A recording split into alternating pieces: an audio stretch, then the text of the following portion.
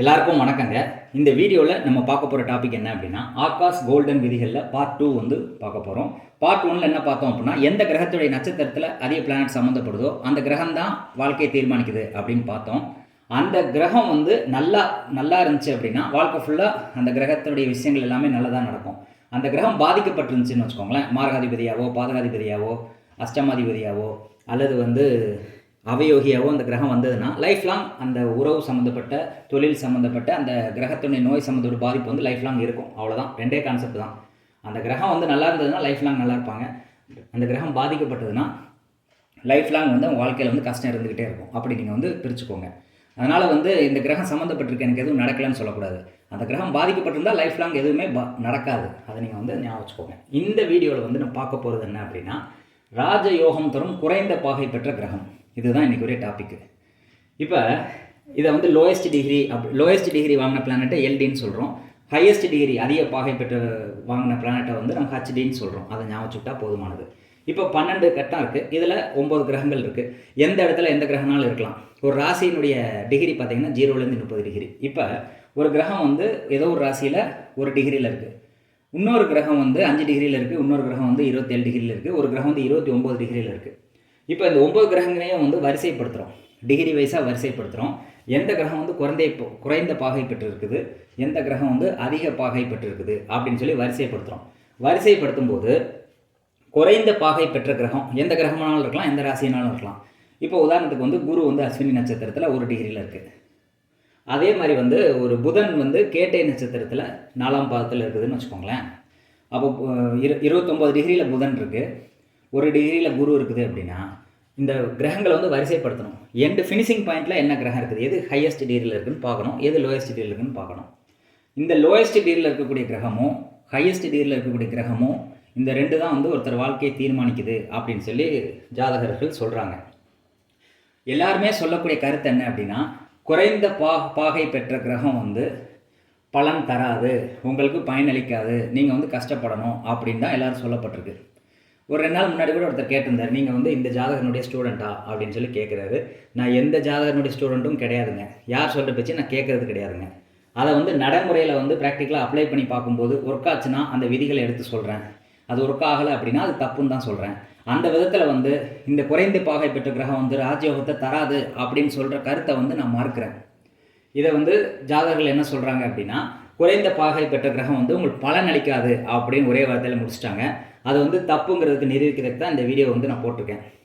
Challenge பண்ணுறேன் உங்களுக்கு, apply பண்ணி பாருங்கள். அப்ளை பண்ணிவிட்டு தப்புன்னு நிரூபிச்சு காட்டுங்க. குறைந்த பாகை பெற்ற கிரகம் வந்து பலன் தரல அப்படின்னு நிரூபிங்க, ஒத்துக்கிறேன். நிரூபிக்க முடியாதுங்க. ஏன் அப்படின்னா இது அனுபவத்தில் என்னுடைய ஜாதகத்தில் நீ அப்ளை பண்ணும்போது குறைந்த பாகை பெற்ற கிரகத்தினுடைய திசை நடத்தும் போது தான் நல்ல வருமானம் வந்தது எனக்கு. புரியுதா உங்களுக்கு? அதனால் வந்து இந்த கருத்தை வந்து நான் வந்து ஏற்றுக்கிறதா இல்லை. குறைந்த பாகை பெற்ற கிரகம் வந்து எதுவுமே கொடுக்காதுங்கிறத என்னால் ஏற்றுக்க முடியாது. நீங்கள் ஏற்றுக்கிட்டா ஏற்றுக்கோங்க, ஏற்றுக்கலன்னா போங்க. என்னுடைய அனுபவத்தில் வந்து கண்டுபிடிச்ச விஷயம், அதை வந்து நான் தெளிவாக சொல்கிறேன். இதை வந்து 2 விதமாக பிரிக்கிறோம். குறைந்த பாகை பெற்ற கிரகத்தை 2 விதமாக பிரிக்கிறோம். ஒரு விதம் என்ன அப்படின்னா, இப்போ உதாரணத்துக்கு இப்போ குரு வந்து இங்கே இருக்குதுன்னு வச்சுக்கோங்களேன், புனர்பூசம் 4ல் இருக்குது. இதுவும் குறைந்த பாகை 1 டிகிரியில் இருக்குதுன்னு வச்சுக்கோங்களேன். இதுதான் குறைந்த பாகை. புனர்பூசம் 4ங்கிறது முதல் நட்சத்திரம், கடகராசியில் முதல் நட்சத்திரம், குருவனுடைய முதல் நட்சத்திரம். 1 டிகிரியில் குரு இருக்குதுன்னு வச்சுக்கோங்களேன், புனர்பூசம் 4ஆம் பாதத்தில். அப்போ குரு வந்து லோயஸ்ட் டிகிரியில் இருக்குதுன்னு சொல்கிறீங்க. குரு வந்து விசாகம் 4ஆம் பாதத்தில் இருக்குதுன்னு வச்சுக்கோங்களேன், அதுவும் 1 டிகிரியில் இருக்குன்னா இதுவும் லோயஸ்ட் டிகிரின்னு சொல்கிறோம். குரு வந்து பூரட்டாதி 4ல் இருக்குதுன்னு வச்சுக்கோங்களேன், அப்பையும் வந்து இந்த பூரட்டாதி 4ங்கிறது லோயஸ்ட் டிகிரி, அந்த ராசியினுடைய லோயஸ்ட் டிகிரியில் இருக்குது. குருவும் வந்து லோயஸ்ட் டிகிரியில் இருக்குதுன்னு வச்சுக்கோங்க. ஏதோ ஒரு பிளானட் வந்து இந்த பாதத்தில் இருக்குதுயா, குரு மட்டும் கிடையாது, எந்த கிரகனாலும் இருக்கட்டும். இந்த இடத்துல லோயஸ்ட் டிகிரியில் போய் நிற்கிது அப்படின்னா இந்த கிரகம் வந்து எதுவுமே கொடுக்காதுன்னு நீங்கள் சொன்னீங்கன்னா அது வந்து என்னுடைய வாழ்க்கையிலே அது தப்பாக வருது. நீங்கள் எவ்வளோ பெரிய ஆளானாலும் இருங்க, நீங்கள் கண்டுபிடிங்க கான்செப்டை. நீங்கள் சொல்லக்கூடிய கான்செப்ட் வந்து இங்கே ஒர்க் ஆகலை அப்படிங்கிறத என்னால் ப்ரூவ் பண்ண முடியும். என்னுடைய வாழ்க்கையில் நடந்ததை நான் சொல்ல முடியும். என்னுடைய வாழ்க்கையில் நடக்காத விஷயத்தை வந்து நீங்கள் சொல்கிறேங்கிறத ஏற்றுக்க முடியாதுங்க. அதனால தான் எவன் பேச்சையும் நான் கேட்குறதில்ல. எந்த ஜாதகத்தையும் நான் பழகிறதும் இல்லை, யார்கிட்டையும் நான் ஸ்டூடெண்ட்டும் கிடையாது, எவன் பேச்சை கேட்குறதும் கிடையாது. ஏன்னா இங்கே ஒர்க் ஆகலை. என்னுடைய ஜாதகத்தில் இது வந்து என்னுடைய ஜாதகங்க, வேறு யாராவது ஜாதகம்னா நான் போய் சொல்கிறேன், ஏமாத்துறேன்னு சொல்லலாம். என்னுடைய ஜாதகத்திலே வந்து இது ஒர்க் ஆகலைங்கிறத நான் ப்ரூவ் பண்ணுறேன்.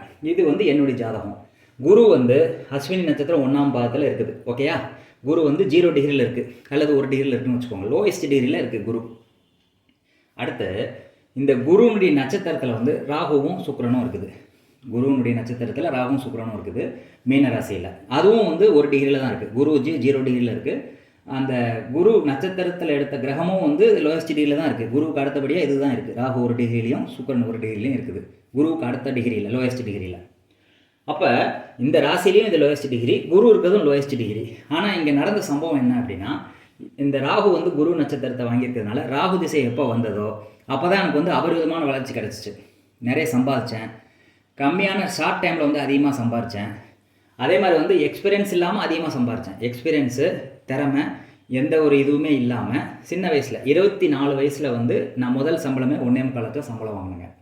இது என்னுடைய லைஃப்பில் நடந்த விஷயம். இதை நீங்கள் வந்து மறுக்க முடியாது. இது நான் அனுபவத்தில் கண்டுபிடிச்ச விஷயம். என்னுடைய வாழ்க்கையில் நடந்த விஷயத்தை நான் எப்படி பொய்ன்னு சொல்ல முடியும்? நீங்கள் சொல்கிறீங்க லோயஸ்ட் டிகிரி பிளானட் வந்து பலன் கொடுக்காதுன்றீங்க. லோயஸ்ட் டிகிரி பிளானட்னுடைய நட்சத்திரத்தில் தான் இந்த ராகுவும் சுக்கிரனும் இருக்குது. எப்போ ராகு திசை ராகு புத்தி வந்ததோ அப்போ தான் எனக்கு வந்து நிறைய சம்பளம் வந்துச்சு. ராகு திசை குரு புத்தியிலேயே எனக்கு நல்ல சம்பளம் இருந்தது. அதுவும் பார்த்திங்கன்னா எக்ஸ்பீரியன்ஸ் கிடையாது, திறமை கிடையாது, அந்த ஃபீல்டு எனக்கு பிடிக்காது. 24 வயசில் வந்து எனக்கு அந்த சம்பளம் வந்து கிடைக்குதுங்க. இந்த லோயஸ்ட் டிகிரியில் இருக்கக்கூடிய பிளானட்டு, லோயஸ்ட் டிகிரியினுடைய நட்சத்திரத்தில் இருக்கக்கூடிய பிளானட்டினுடைய டைம் வரும்போது தான் எனக்கு அந்த ராஜயோகம் கிடைச்சது. இதை வந்து நீங்கள் மறுக்க முடியாது. சேலஞ்ச் பண்ணுறேன், நிரூபிச்சு காட்டுங்க. தப்புன்னு நிரூபிக்க முடியாது. ஏன்னா என் லைஃப்பில் நடந்தால் எப்படி நீங்கள் தப்புன்னு சொல்ல முடியும்? நீங்கள் கண்டுபிடிங்க, நீங்கள் எதனாலும் பேசுங்க, என்னால் ஏற்றுக்க முடியாது. இப்போ லோயஸ்ட் டிகிரியில் இருக்குது. இப்போ இதுலேயும் பார்த்தீங்கன்னா இது 2-3 ஜாதகத்தையும் நான் அப்ளை பண்ணி பார்த்தேன். இது ஒரு கான்செப்ட்டு. இன்னொரு உதாரண ஜாதகத்தில் பார்த்தீங்கன்னா எந்த கிரக நாள் இருக்கட்டும், இந்த புனர்பூசம் நாளில் இருக்குது, விசாகம் நாளில் இருக்குது, அல்லது பூரட்டாதி நாளில் போய் ஒரு கிரகம் இருக்குதுன்னு வச்சுக்கோங்களேன். அது லோயஸ்ட் டிகிரியில் தான் இருக்கும். ஏன்னா அது முதல் நட்சத்திரம், அந்த ராசியினுடைய முதல் நட்சத்திரம். இதில் ஒரு கிரகம் வந்து லோயஸ்ட் டிகிரி வாங்குச்சுன்னு வச்சுக்கோங்க. புனர்பூச நாள், விசாக நாள், பூரட்டாதி நாள். இதில் ஒரு கிரகம் லோயஸ்ட் டிகிரி வாங்கி இருந்துச்சு அப்படின்னா, எப்போ இந்த கிரகத்தினுடைய டைம் வருதோ அல்லது இந்த நட்சத்திர அதிபதி குருவினுடைய திசை நடக்குதோ, 2 விதமாக எடுத்துக்கலாம். இந்த நட்சத்திர அதிபதி யார்? குரு. அப்போ குரு திசை வரும்போது அவங்க லைஃப் எப்படி இருக்குன்னு பாருங்கள். அல்லது எந்த கிரகம் வந்து இந்த நட்சத்திரத்தை வாங்கியிருக்கோ இந்த கிரகத்தினுடைய திசை வரும்போதும் நீங்கள் செக் பண்ணி பார்த்துக்கோங்க. உங்கள் லைஃப்பில் அப்ளை பண்ணி பாருங்கள். என் பேச்சை கேட்காதீங்க. நான் யாரையும் வந்து கன்வின்ஸ் பண்ண விரும்பலை. அப்ளை பண்ணுங்கள். அப்ளை பண்ணும்போது கரெக்டாக வரும். ஏன்னா இது நான் செக் பண்ணது. நான் வந்து குருட்டுத்தனமாக வந்து நான் ஆராய்ச்சி பண்ணிட்டேன், 1 லட்சம் ஜாதகத்தை ஆராய்ச்சி பண்ணிட்டேன், கரெக்டாக இருக்குன்னு நான் சொல்ல மாட்டேன். என்னுடைய இதில் வந்து சொன்னது வந்து ஒன்று கூட தப்பு வராது. மேட்ச் பண்ணி பாருங்கள். இப்போ இந்த கிரகத்தினுடைய நட்சத்திரத்தில், அதாவது எந்த கிரகம் வந்து இந்த நட்சத்திரத்தில் இருக்கோ அந்த கிரகத்துடைய டைம் வந்தாலும் அது வேலை செய்யும். இது குருனுடைய நட்சத்திரங்கிறதுனால குரு திசை வந்தாலும் அது வேலை செய்யும். ஆனால் இது பூரட்டாதி 4ஆம் பாதம், விசாக 4ஆம் பாதம், புனர்பூச 4ஆம் பாதத்தில் ஒரு கிரகம் இருக்குதுன்னு வச்சுக்கோங்களேன். அப்போ இது வந்து மிகப்பெரிய ராஜயோகத்தை செய்ய காத்திருக்கு அப்படிங்கிறத நீங்கள் மறந்துடக்கூடாது. இதை நான் 2 விதமாக பிரிச்சிருக்கேன். குறைந்த பாகை பெற்ற கிரகத்தை வந்து பலன் அளிக்கக்கூடிய குறைந்த பாகை பெற்ற கிரகம், பலன் அளிக்காத குறைந்த பாகை பெற்ற கிரகம் அப்படின்னு சொல்லி பிரிச்சிருக்கேன். எப்படி பிரிச்சிருக்கேன் அப்படின்னா, இப்போ இந்த இடத்துல வந்து இப்போ இதில் பார்த்தீங்கன்னா குரு வந்து லோயஸ்ட் டிகிரி.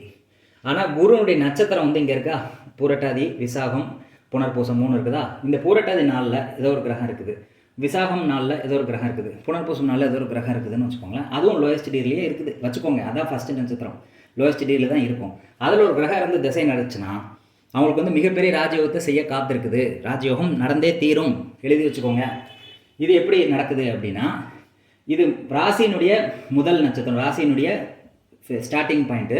ஆனால் நட்சத்திரத்தினுடைய ஃபினிஷிங் பாயிண்ட்டு. அதாவது இந்த ராசியினுடைய ஸ்டார்டிங் பாயிண்ட் வந்து பூரட்டாதி 4ஆம் பாதம், நட்சத்திரத்தினுடைய கடைசி நட்சத்திரம் வந்து பூரட்டாதி 4ஆம் பாதம். அப்போ இது என்ன சொல்ல வருது அப்படின்னா, இந்த சின்ன வயசில் யாருக்கு வந்து 4ஆம் பாதத்தில் கிரகங்கள் இருக்கோ, இந்த மாதிரி குருவினுடைய 4ஆம் பாதங்களில் கிரகங்கள் இருக்கோ, அவங்க ஜாதகத்தை எடுத்து பாருங்கள். சின்ன வயசுலேயே வந்து பெரிய ஞானம் இருக்கும் அவங்களுக்கு. அதாவது வந்து குருவினுடைய ஞானம் வந்து இந்த புரட்டாதி நாளில் அடங்கியிருக்கு. அப்போ அதில் என்ன கிரகம் இருக்குதோ அவங்க வந்து ஒரு 50 வயசில் ஒருத்தன் கற்றுக்கக்கூடிய விஷயத்தை வந்து சின்ன வயசுலேயே கற்றுக்க முடியும். 50 வயசில் ஒருத்தன் சம்பாதிக்கக்கூடியதை வந்து சின்ன வயசுலேயே வந்து ஒருத்தன் சம்பாதிக்க முடியும் அப்படிங்கிறத இந்த விஷயம் சொல்லுது. ஆனால் இதே குறைந்த பாகை பெற்ற கிரகம் எல்லா நேரத்திலும் ராஜயோகத்தை செய்யாது. எதில் செய்யலை அப்படின்னு சொல்லி டெஸ்ட் பண்ணி பார்த்தேன். எதில் வந்து இந்த லோயஸ்ட் டிகிரி வந்து வேலை செய்யலை அப்படின்னு பார்க்கும்போது, இந்த அதிக நட்சத்திரத்தினுடைய கடைப்பகுதியில் இருக்கக்கூடிய இடத்துல வந்து ஒரு கிரகம் லோயஸ்ட் டிகிரி வாங்குச்சு அப்படின்னா அது சின்ன வயசுலேயே மிகப்பெரிய கோடீஸ்வரனாக்கும், சின்ன வயசுலேயே மிகப்பெரிய புகழை கொடுக்கும், சின்ன வயசுலேயே மிகப்பெரிய அனுபவத்தையும் பக்குவத்தையும் கொடுக்குது அப்படிங்கிறதுல மாற்றுக்கிறது இல்லை. ஆனால் இதே குறைந்த பாகை பெற்ற கிரகம் வந்து இங்கே இருக்குதுன்னு வச்சுக்கோங்க, அல்லது இங்கே இருக்குது, வேறு ராசியில் வந்து ஸ்டார்டிங் பாயிண்டில் இருக்குது அப்படின்னா அது நட்சத்திரத்தினுடைய 1ஆம் பாதமோ 2ஆம் பாதமோ இருந்துச்சு அப்படின்னா அது பெரிய லெவலில் ராஜயோகத்தை செய்யாது அப்படிங்கிறதையும் நான் கண்டுபிடிச்சேன். இது 2 விதமாக பிரிக்கிறோம். நம்ம குறைந்த பாகை பெற்ற கிரகம் எந்த நட்சத்திரத்தை பாதத்தில் இருக்குன்னு பார்க்குறோம். அது 4ஆம் நட்சத்திர பாதத்தில் இருக்கும்போது மிகப்பெரிய ராஜயோகத்தை செய்ய காத்திருக்கு. அதுவே 1ஆம் பாதத்தில் 2ஆம் பாதத்தில் நின்றுச்சுன்னா பெரிய ராஜயோகத்தை செய்யலை. இது வந்து என்னுடைய எக்ஸ்பீரியன்ஸில் நான் கண்டுபிடிச்சது. அதனால் வந்து மொத்தத்துக்கே எல்டி பெற்ற கிரகம் வந்து எதுக்குமே வந்து ஆகாது, பயனளிக்காதுன்னு சொல்லி சொல்கிறாங்க. எல்டி பெற்ற கிரகமா, அப்போ செய்யாத, ஹையஸ்ட் டிகிரி பிளானட்டினுடைய வேலையை செய்யின்னு சொல்கிறாங்க. முற்றிலும் தவறான கருத்து. அப்ளை பண்ணுங்கள், நிறுவிங்க, அது தப்புன்னு நிறுவிங்க. ஏன்னா என்னுடைய வாழ்க்கையில் நடந்து நான் தப்பு நிரூபிக்க முடியாது உங்களால். என் வாழ்க்கையில் இதில் தான் பெரிய ஏற்றமே கிடச்சிச்சு. இதுவும் லோயஸ்ட் டிகிரி, இதுவும் லோயஸ்ட் டிகிரி. லோயஸ்ட் டிகிரியில் இருக்கிற பிளானட் நட்சத்திரத்தில் தான் அதிக ராஜயோகம் எனக்கு கிடச்சிச்சு. அதை நீங்கள் எப்படி புரிஞ்சுக்கணும் அப்படின்னா, லோயஸ்ட் டிகிரி பிளானட் வந்து 1ஆம் பாதத்திலோ 2ஆம் பாதத்திலையோ லோயஸ்ட் டிகிரி பெற்றிருந்துச்சு அப்படின்னா அது யோகத்தை செய்யலை, ஒத்துக்கிறேன். ஆனால் லோயஸ்ட் டிகிரி பெற்ற பிளானட்டோ அல்லது லோயஸ்ட் டிகிரி பிளானட் பெற்ற நட்சத்திரமோ 4ஆம் பாதமாக இருக்குது, அதில் ஒரு பிளானட் இருக்குது அப்படின்னா அந்த திசை வரும்போது மிகப்பெரிய ராஜயோகத்தை ஷார்ட் டைமில் சின்ன வயசில் எல்லாமே கொடுக்குது அப்படிங்கிறத நீங்கள் மறந்துடக்கூடாது. இதில் இன்னொரு விஷயமும் நான் கண்டுபிடிச்சேன். லோயஸ்ட் டிகிரி பிளானட் என்ன பண்ணுது அப்படின்னா, ஒரு சின்ன நிறுவனத்தில் ஒரு மிகப்பெரிய ஏற்றத்தை கொடுக்குது. அதுவே ஹையஸ்ட் டிகிரி பிளானட் என்ன பண்ணுது அப்படின்னா, பெரிய நிறுவனத்தில் பெரிய ஏற்றத்தை கொடுக்குது. அவ்வளோதான் டிஃப்ரென்ஸ். நீங்கள் வேலை பார்க்கக்கூடிய கம்பெனியோ அல்லது நீங்கள் வச்சிருக்க கம்பெனியோ சின்னதாக இருக்கும் லோயஸ்ட் டிகிரியில் இருக்கக்கூடிய பிளானட். ஆனால் ஆதாயம் வந்து பெருசாக இருக்கா கம்மியாக இருக்காங்கிறது அது எந்த நட்சத்திரத்தில் இருக்குதுன்னு பார்க்கணும். இப்போ இது வந்து ராசியினுடைய லோயஸ்ட் டிகிரி தான். ஆனால் இங்கே வந்து கடைப்பகுதி, நட்சத்திரத்தினுடைய கடைப்பகுதி இருக்கா, புனர்பூச 4, இதில் போய் ஒரு பிளானட் நின்றுச்சுன்னா சின்ன கம்பெனியாக இருந்தாலும் பெரிய லாபத்தை ஈட்டுவீங்கன்னு சொல்லலாம். சின்ன வயசாக இருந்தாலும் பெரிய ஞானத்தை வச்சுருப்பீங்கன்னு சொல்லலாம். சின்ன ஷார்ட் டைம்லேயே வந்து மிகப்பெரிய கோடீஸ்வரன் ஆவீங்கன்னு சொல்லலாம். சின்ன வயசுலேயே மிகப்பெரிய பாப்புலர் ஆவீங்க அப்படின்னு கூட சொல்லலாம். இப்படி பல விதமாக வந்து அனலைஸ் பண்ணியிருக்கேன். உங்கள் ஜாதகத்தை அப்ளை பண்ணி பாருங்கள். பார்த்தோன்னே எல்டி வந்துருச்சு அதனால் வாழ்க்கை வந்து வீணாக போச்சுன்னு நினைக்காதீங்க. இது வந்து தப்பான ஒரு கான்செப்ட். எல்டிங்கிறது தப்பான கான்செப்ட். அதாவது வந்து பலன் கொடுக்காதுங்கிறது தப்பான கான்செப்ட். அது ரெண்டு விதமாக பிரிக்கிறோம். எல்டி பெற்ற கிரகம் இந்த மாதிரி 4ஆம் பாதம் நட்சத்திரம் 4ஆம் பாதம் பெற்ற இடத்துல போய் நிற்கிதுன்னு வச்சுக்கோங்களேன், அதுவும் லோயஸ்ட் டிகிரி தான். ஆனால் அது இருக்கக்கூடிய நட்சத்திரம் வந்து 4ஆம் பாதம். அந்த மாதிரி இந்த 3 இடத்துல நிற்கும்போது நான் சொன்ன இந்த 3 இடத்த நோட் பண்ணி வச்சுக்கோங்க. புனர்பூசம் 4, விசாகம் 4, பூரட்டாதி 4.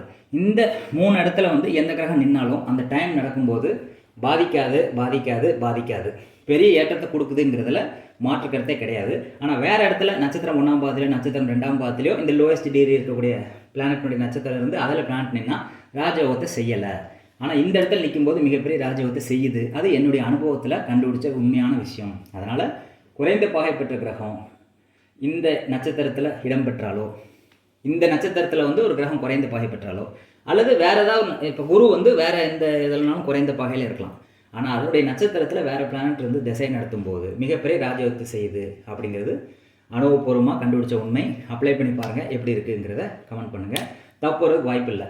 இதை வந்து ஜோதிடர்கள் என்ன சொல்கிறாங்க, லோயஸ்ட் டிகிரி பெற்றுச்சு உனக்கு வந்து அதில் புண்ணியம் இல்லைன்னு சொல்கிறது வந்து தப்பான ஒரு கருத்து. இதில் வந்து பூரட்டாதி 4ங்கிறது அதீத புண்ணியம் பெற்ற கிரகம். இது வந்து என்ன சொல்கிறது, பூரட்டாதி 4ங்கிறது வந்து புஷ்கர நவாம்சம் பெற்ற ஒரு பாதம். அதில் ஒரு கிரகம் நிற்கும்போது வந்து ராஜயோகத்தை செய்து என்னுடைய வாழ்க்கையில் செஞ்சிருக்கு. அதனால் வந்து ஒருத்தர் பெரிய ஜோதிடர் வந்து லோயஸ்ட் டிகிரி பலன் கொடுக்காதுன்னு சொன்னால் என்னால் ஏற்றுக்க முடியாது. நீங்கள் ஏற்றுக்கோங்க அவர் கருத்தை, நான் ஏற்றுக்க மாட்டேன். நன்றி, வணக்கம்.